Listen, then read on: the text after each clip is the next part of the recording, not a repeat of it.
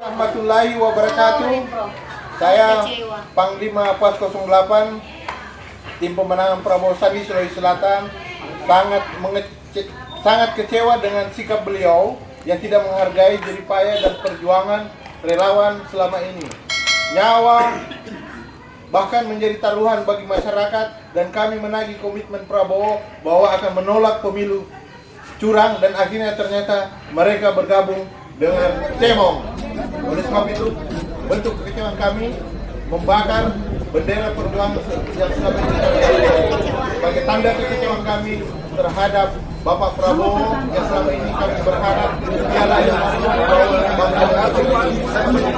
yang ternyata hari ini beliau menunjukkan sikap yang sangat kecewa.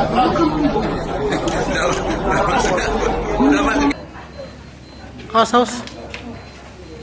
Ini adalah tanda kekecewaan para relawan PAS 08. Terima kasih banyak karena sudah diselesaikan, dan itu maunya Prabowo. Kami sebagai rakyat menyelesaikan saja. Assalamualaikum warahmatullahi wabarakatuh.